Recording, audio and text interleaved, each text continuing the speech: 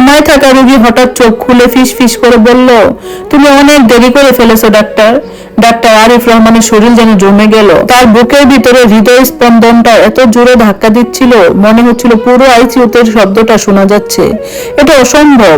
একজন মানুষ 8 বছর কোমায় থাকার পরে এইভাবে কথা বলতে পারে না। তুমি শুনতে পাচ্ছ? কাপা গলায় বললেন আরিফ। রাশেদ মাহমুদের চোখ পুরোপুরি খুলে গেল।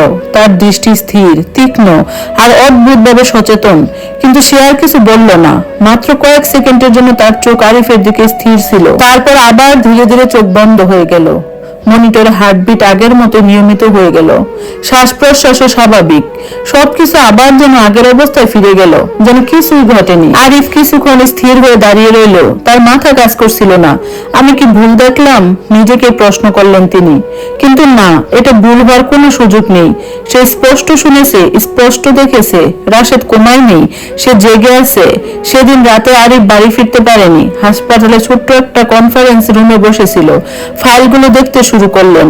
রাশেদ মাহমুদের মেডিকেল রেকর্ড, প্রথম দুর্ঘটনার রিপোর্ট। বোম্বাই নয়, বরং সিলেট, ঢাকা মহাসাগর একটি ভয়াবহ দুর্ঘটনা। মাথায় গুরুতর আঘাত, তারপর দীর্ঘমেয়াদী কোমা। সবকিছু ঠিকই ছিল, কিন্তু একটা বিষয় তার চোখে পড়ল। গত 8 বছরে রাশেদের শরীরে কোনো রকমের বড় ধরনের অবনতি দেখা যায়নি, বরং প্রতি বছর তার শারীরিক অবস্থা স্টেবল থেকে এক্সেলেন্টে পরিণত হয়েছে। এক্সেলেন্ট? আরিফ অবাক হয়ে বললেন, একজন কোমা রোগীর রিপোর্ট এই শব্দটা কিভাবে আসে? তিনি আরো গভীরে খুঁজতে লাগলেন। নার্সদের ডিউটি শিডিউল, সুমাইয়া, তানিয়া, লাবণী, তিনজনই অন্তত 6 মাস করে রাশেদের ব্যক্তিগত কেয়ারটেকার ছিলেন। আর আশ্চর্যের বিষয়, তিনজনই রাতের শিফটে বেশি সময় কাটিয়েছে। আরেকটা জিনিস তার চোখে পড়ল, রুম 305 এর সিসিটিভি রিপোর্টে লেখা মেইনটেনেন্স ইস্যু, অফলাইন, সময়কাল প্রায় 1 বছর। আরিফ চুপ হয়ে গেলেন। 1 বছর ধরে একটি আইসিইউ রুমের ক্যামেরা বন্ধ আর কেউ ঠিক করার প্রয়োজন মনে করেনি। এটা আর সাধারণ ভুল নয়, এটা ইচ্ছাকৃত।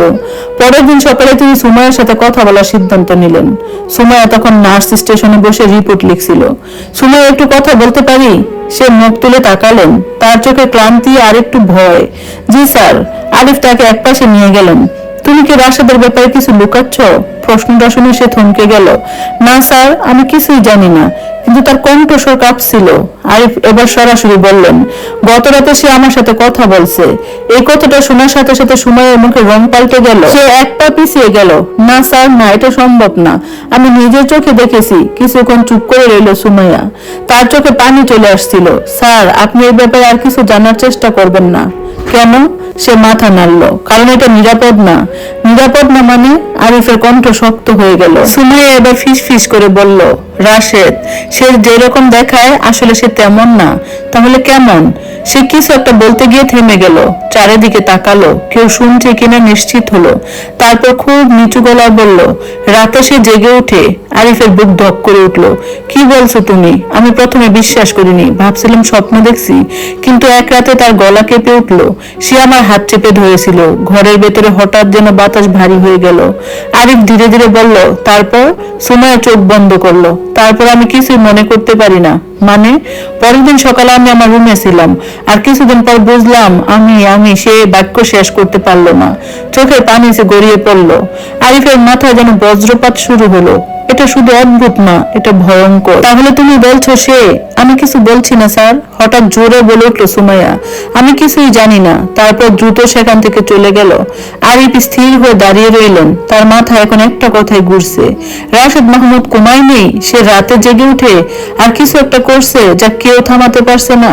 সেই রাতে আবার তিনি সিদ্ধান্ত নিলেন, আজ তিনি পুরো সত্য জানবেন। ঘড়িতে রাত 1টা। তিনি আবার রুম 305 এর সামনে গিয়ে দাঁড়ালেন। আজ দরজাটা পুরো বন্ধ। তিনি ধীরে ধীরে দরজা খুললেন। ঘর অন্ধকার, শুধু মনিটরের নীল আলো জ্বলছে। রাশেদ আগের মতো শুয়ে আছে। আরিফ ভেতরে ঢুকে দরজাটা বন্ধ করলেন। তারপর চুপচাপ দাঁড়িয়ে রইলেন। মিনিট পেরিয়ে যাচ্ছে, কিছুই হচ্ছে না। হয়তো তিনি ভুল ভাবছেন। ঠিক তখনই মনিটরের শব্দ বদলে গেল। Beep beep beep. হার্টবিট দ্রুত হয়ে গেল। আরিফ তাকালেন। ধীরে ধীরে, খুব ধীরে রাশেদের আঙ্গুল নড়ছে। তারপর হঠাৎ করে সে চোখ খুলে উঠে বসলো, একদম সোজা হয়ে, যেন সে কখনো অসুস্থ ছিলই না। তার মুখে ফুটে উঠল এক অদ্ভুত হাসি। আজ তুমি প্রস্তুত হয়ে এসেছো ডাক্তার? আরিফ পিছিয়ে গেলেন। তুমি আসলে কে? রাশেদ মাথা একটু কাত করলো। তার চোখে অদ্ভুত এক ঝিলিক। আমি সে ধীরে ধীরে বলল, আমি তো শুধু শুরু। রুম 305-এর বাতাসটা যেন হঠাৎ ভারী হয়ে গেল। এসি চলছে, তবু আরিফের কপালে ঘাম জমে উঠল। তার সামনে যে মানুষটা 8 বছর ধরে নীরব স্তব্ধ পড়েছিল, সে এখন একদম স্বাভাবিক মানুষের মতো বসে আছে। না, স্বাভাবিক শব্দটা ঠিক না, কারণ রাশেদের চোখে যে দৃষ্টি ছিল সেটা কোনো অসুস্থ মানুষের না, ওটা ছিল হিসেবি, সচেতন আর অদ্ভুতভাবে স্থির। তুমি আসলে কে? আরিফ ধীরে ধীরে বললেন। রাশেদ উত্তর দিল না, সে শুধু চারপাশে তাকালো, যেন অনেক দিন পর কোনো জায়গা নতুন করে দেখছে। তারপর খুব শান্তভাবে বলল, এই ঘরটা তুমি কতদিন ধরে দেখছো? প্রশ্নটা অদ্ভুত। আমি এখানে কাজ করি, আরিফ বললেন। প্রশ্নের উত্তর দাও। রাশেদ হালকা হেসে উঠল। তুমি ভাবছো তুমি এখানে কাজ করো, কিন্তু তুমি জানো না এই জায়গাটা আসলে কি। আরিফ এবার একটু কঠিন গলায় বললেন, ধাঁধা দিও না, সরাসরি বলো তুমি কোমায় নেই, তাই তো? এবার আসে তার দিকে তাকালো দীর্ঘ কয়েক সেকেন্ড, চোখ সরালো না, তারপর বলল, কোমা একটা শব্দ মাত্র ডাক্তার। তোমরা যেটা বুঝতে পারো না সেটাকে এক নামে দিয়ে ব্যাখ্যা রাখো। আরিফ চুপ করে গেলেন। তার মাথায় একসাথে অনেক কিছু ঘুরছে, নার্সদের ঘটনা, সিসিটিভি বন্ধ থাকা, রাশেদের শরীরের অস্বাভাবিক সুস্থতা, সবকিছু এক জায়গায় এসে মিলছে। তাহলে তুমি এতদিন? তিনি থেমে গেলেন। অভিনয় করছিলে? রাশেদ এবার একটু সামনে ঝুঁকলো। অভিনয়? সে মৃদু হেসে বলল, তুমি কি কখনো ভেবেছো একজন মানুষ কতদিন অভিনয় করতে পারে?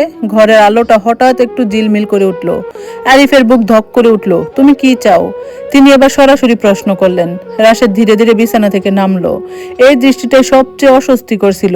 তার চলাফেরা কোনো দুর্বলতা নেই, বরং অদ্ভুতভাবে নিখুঁত, যেন সে প্রতিটা নড়াচড়া খুব হিসেব করে করছে। সে এগিয়ে এলো, 1 পা 2 পা। আরিফ অজান্তেই পিছিয়ে গেলেন। তুমি ভয় পাচ্ছ? রাশেদ বলল। আমি একজন ডাক্তার, আরিফ বললেন। আমি ভয় পাই না। রাশেদ এবার একটু থামলো, তার ঠোঁটে হালকা হাসি। মিথ্যে বললে তোমার চোখ কাঁপে, তাই তো? এই কথাটা শুনে আরিফ থেমে গেলেন, কারণ এটা সত্যি। তিনি নিজের চোখে নড়াচড়া টের পাচ্ছিলেন। শোনো, আরিফ এবার গলা শক্ত করে বললেন, এই হাসপাতালে যা হচ্ছে সেটা আমি জানবো। 3 জন নার্স, একটা ঘটনা, তুমি তার সাথে জড়িত। রাশেদ কিছুক্ষণ চুপ করে রইল, তারপর খুব আস্তে বলল, তুমি কি নিশ্চিত সবকিছু আমার সাথে সম্পর্কিত? আর কার সাথে হবে? আরিফ তীক্ষ্ণ গলায় বললেন। রাশেদ এবার ধীরে ধীরে মাথা নাড়ল। তুমি শুধু যা দেখছো সেটা সত্যি ভাবছো। সে একটু থামলো, তারপর নিচু গলায় বলল, কিন্তু কিছু জিনিস আছে যেগুলো দেখা যায় না। এবার আরিফের ভেতরে অস্বস্তি বাড়তে লাগলো। স্পষ্ট করে বলো, রাশেদ খুব ধীরে বলল। রাতে এই জায়গাটা বদলে যায়।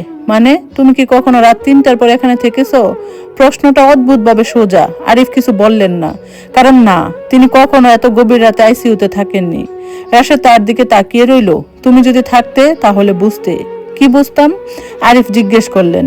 রাশেদ এবার একেবারে কাছে এসে দাঁড়ালো, তার কণ্ঠস্বর খুব নিচু। কেউ ঘুমায় না এখানে। এই কথাটা শোনার পরে ঘরের ভেতরে নীরবতা নেমে এলো। দূরে মনিটরের শব্দ বিপ বিপ। আরিফ অনুভব করলেন তার হাত পা ঠান্ডা হয়ে গেছে। তুমি কি বলছো? অন্যরাও? তিনি বাক্য শেষ করতে পারলেন না। রাশেদ এবার সোজা হয়ে দাঁড়ালো। তুমি অনেক প্রশ্ন করছো ডাক্তার। তার চোখে আবার সেই অদ্ভুত দৃষ্টি।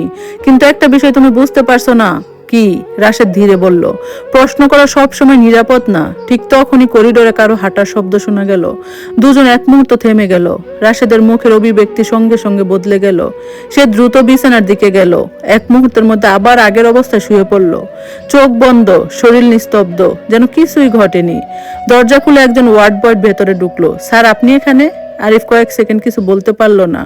তার চোখ এখনো রাশেদের দিকে। হ্যাঁ, আমি রুটিন চেক করছিলাম, তিনি ধীরে বললেন। ওয়ার্ড বয় মাথা নেড়ে বেরিয়ে গেল। ঘরে আবার নীরবতা, কিন্তু এবার সেই নীরবতা ভিন্ন। এটা শান্ত না, এটা চাপা। আরিফ ধীরে ধীরে দরজার দিকে এগোলেন। বের হওয়ার আগে শেষবারের মতো রাশেদের দিকে তাকালেন। সবকিছু স্বাভাবিক, কিন্তু এখন তিনি জানেন এই স্বাভাবিকটাই সবচেয়ে অস্বাভাবিক। রুম থেকে বের হয়ে করিডোরে দাঁড়িয়ে তিনি গভীর শ্বাস নিলেন। তার মাথায় এখন একটাই সিদ্ধান্ত পরিষ্কার, তিনি রাশেদ মাহমুদের অতীত খুঁজে বের করবেন, কারণ এই রহস্যের উত্তর এখানেই লুকানো। কিন্তু তিনি বুঝতে পারছিলেন না, তিনি যে দরজাটা খুলতে যাচ্ছেন সেটা একবার খুললে আর বন্ধ করা যাবে না। ধন্যবাদ সবাইকে। গল্পটা কেমন লাগলো অবশ্যই জানাবেন, আর এই গল্পের বাকি অংশ শুনতে পেজটাতে ফলো দিয়ে পাশেই থাকবেন। আজকের মতো আল্লাহ হাফেজ।